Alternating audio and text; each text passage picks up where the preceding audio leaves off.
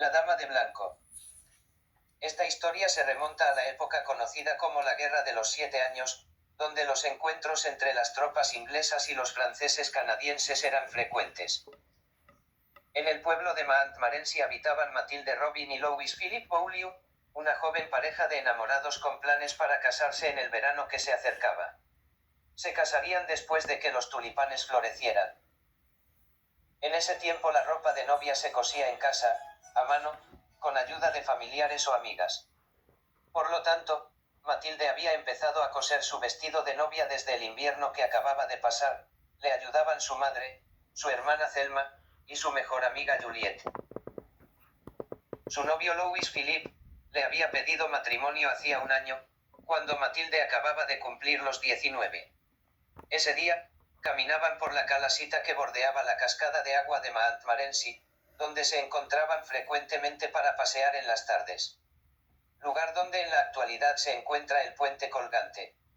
En uno de esos paseos, Louis Philippe sacó una cajita forrada en terciopelo azul donde traía el anillo de compromiso, y le pidió matrimonio a Matilde. Sus ojos se pusieron brillantes, como el cielo de esa tarde, de la felicidad.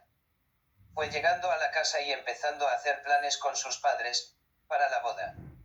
Está de más decir que los padres de Matilde le tenían mucho cariño a Louis Philippe, al que conocían desde niño, y a la vez, eran amigos de sus padres, como eran todos en el pueblo. Por lo que estaban felices con esta unión.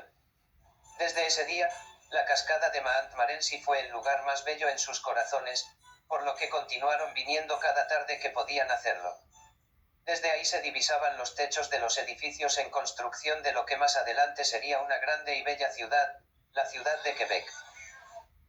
Louis Philippe era un militar francés canadiense, que amaba su provincia y la defendía con su vida. Hacía poco se habían enfrentado a la tropa invasora de George Washington y habían salido triunfantes en la batalla de Trois-Rivières. Por lo tanto, cuando se escuchó en el pueblo que una tropa comandada por el general James Wolfe de la brigada inglesa se dirigía a atacar Beauport, él se aprestó con todos los demás militares de Montmorency a ponerse a las órdenes de su batallón para pelear. Era el año 1759. Había entrado el verano abrillantando de colores los árboles. Los pájaros que huían en invierno habían regresado y se escuchaban cantar en los árboles. Los agricultores recogían sus primeras cosechas de frutas y vegetales. Los chicos y chicas se juntaban para ir de picnic a orillas de los ríos o lagos. Aunque fueran adolescentes, se hacían acompañar de 2 o más chaperons, especialmente en esa época en que eran comunes los ataques de los ingleses.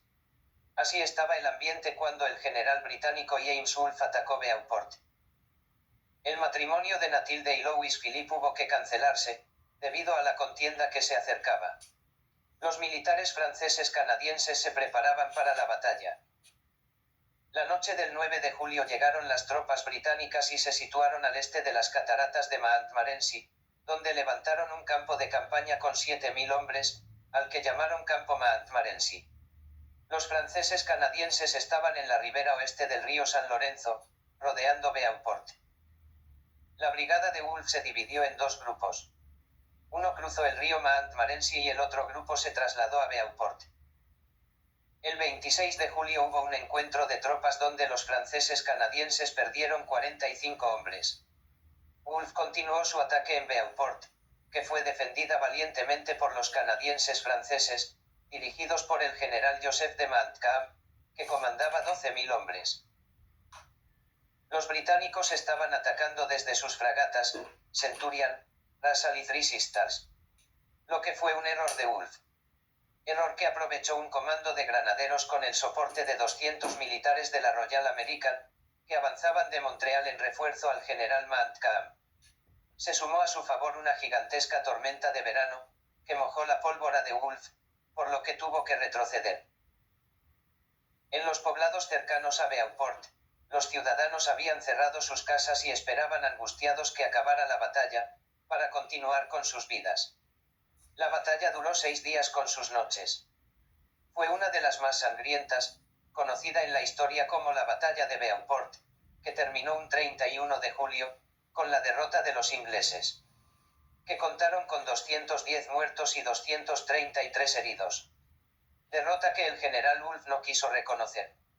Aseguraba que lo había acompañado la mala suerte y que se prepararía para la revancha, que sucedió el 13 de septiembre de ese mismo año, en que el general Wolfe atacó Quebec, saliendo victorioso en la batalla Plains de Abraham, punto de guerra situado en una finca, propiedad de Abraham Martin, donde perdieron la vida el general James Wolfe y también el general Louis Joseph de Montcalm.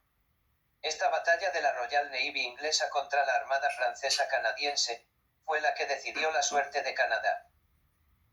Al finalizar la batalla de Beauport, al anochecer del sexto día, en la comunidad de Montmorency, con la oscuridad, llegaron los llantos de las familias, cuando empezaron a regresar los combatientes, cansados y heridos, caminando por su propio pie y otros, heridos graves y algunos mortalmente heridos, eran arrastrados en camillas improvisadas por los compañeros que aún les quedaban fuerzas. Los muertos los dejaron para recogerlos al día siguiente con la luz del día. Los contaron. Eran 60 muertos. Con la primera claridad del día, el sacerdote de la iglesia con un grupo de voluntarios, en los que la mayoría eran madres y abuelas, se fueron al campo donde había sido la batalla. Las mujeres más jóvenes se quedaron al cuidado de los niños y atendiendo a quienes habían regresado de la batalla. El grupo de voluntarios cruzó un valle, una montaña y tomaron el camino bordeando el río Montmorency, por lo que la caravana iba lenta. Llevaban carretas jaladas por caballos y los útiles necesarios para recoger los cuerpos. En el pequeño pueblo los esperaban las familias en el atrio de la iglesia, hincados al frente, rezando, con la esperanza de que los que no habían traído, los trajeran heridos y no muertos. Los ahí reunidos no se habían movido del lugar, por lo que pasado el mediodía, el sacristán les llevó frutas y agua para que no desmayaran en su espera.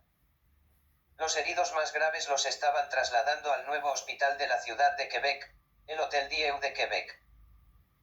Al oscurecer de ese mismo día, regresó mitad de la caravana. Ninguno de los que habían recogido estaban con vida. Dijeron que el resto se había quedado buscando cuerpos, ya que había cuerpos esparcidos por varios sitios. Con ellos se habían quedado varias personas y 2 carretas con caballos, que de seguro estarían de regreso al amanecer.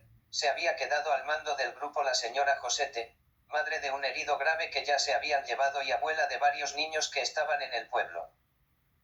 En la iglesia los recibieron con llantos y cada quien se llevó su muerto. Quedaron ahí los familiares de quienes todavía no habían aparecido. Matilde había estado en la iglesia esperando desde el amanecer.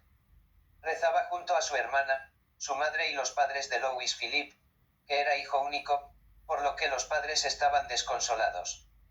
Se habían trasladado adentro de la iglesia y rezaban frente al altar, pidiéndole a Dios que trajeran de regreso a Louis Philippe con vida.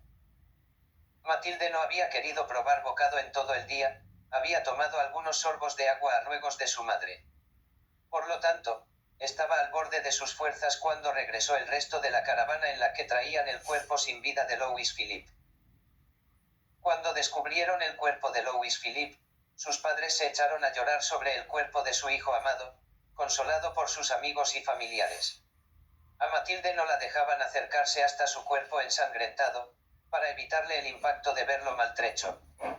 Pero ella se debatió entre los brazos que la sostenían y llegó hasta su cuerpo, prácticamente decapitado por una bayoneta. Y ahí, junto a su cadáver, perdió el sentido. La llevaron en brazos hasta su casa, pero no se repuso jamás. Pasaban los días y aún lloraba la muerte de su amado Louis Philippe. No recobraba las fuerzas y cada vez se debilitaba más, a pesar de que estaba bajo vigilancia médica. Se acababa el verano y Matilde seguía perdida en una nube oscura de llantos y desconsuelo. No había nada que le diera razón a su existencia. Una tarde en que todo el pueblo atendía a una misa por la muerte de uno de los heridos que había fallecido en el hospital de la ciudad de Quebec, se levantó Matilde de la cama en que reposaba al escuchar repicar las campanas de la iglesia y se encontró que estaba sola en la casa. En su locura, imaginó que era el día de su boda y tomó las ropas de novia, se puso el vestido, el velo, los guantes y salió de la casa. Afuera, puso atención y se dio cuenta que los repiques de las campanas eran repiques de muerto. Empezó a caminar por las calles del pueblo en busca de Louis Philippe para decirle que había un muerto en la iglesia. Al no encontrarlo se dirigió al lugar en que ella estaba segura lo encontraría, la catarata de Montmorency. En el camino solamente encontró unos niños jugando en un paraje. Los niños se limitaron a mirarla y siguieron jugando.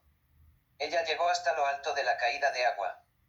Buscó a su amado por la calasita en que se solían pasear y no estaba. Lo buscó por el bosque cercano a la catarata y no lo vio. Se acercó al escuchar una voz que la llamaba desde el agua y acercándose vio entre las aguas el rostro de Louis Philippe que se perdía entre la espuma del agua y sin pensarlo, se lanzó al vacío. Las aguas revolcaron su cuerpo dejando el velo enredado en unas ramas secas junto al río, en que corría el agua de la catarata. Su cuerpo se lo llevó el agua hasta 1 kilómetro adelante, donde unos hombres que estaban junto al río lo vieron venir y lo rescataron. Así, acabaron los cuerpos de los enamorados. Pero no el alma de Matilde, que en su locura lo buscaba. Y aún, lo sigue buscando, adentro del agua, en el bosque cercano y en la calasita, que ha cambiado. Al principio de su muerte se veía continuamente el alma de Matilde en el lugar donde Philippe le había puesto el anillo de compromiso. Vestida de blanco, con su velo puesto. Otras veces la habían visto caminando a orillas de la calle, junto a la catarata, sin velo y con el pelo suelto al viento. Más de una vez algún caminante se la encontró merodeando cerca de la calle que luego se convirtió en una carretera moderna en la que aún, aunque pocas veces, sigue apareciendo. Se reconoce que es su fantasma porque está parada junto a la calle, vestida de novia y con el velo en la mano. Lleva el cabello despeinado por el viento que le cae sobre el rostro. Levanta la mano al chafe, como insinuándole que se detenga para que la lleve. Pero cuando el auto se detiene, ella desaparece. Hoy por hoy, aparece el fantasma de Matilde únicamente en el verano, en las noches claras o de luna. Se pasea tranquila junto al puente colgante o se ve su silueta entre las aguas de la catarata de Montmorency.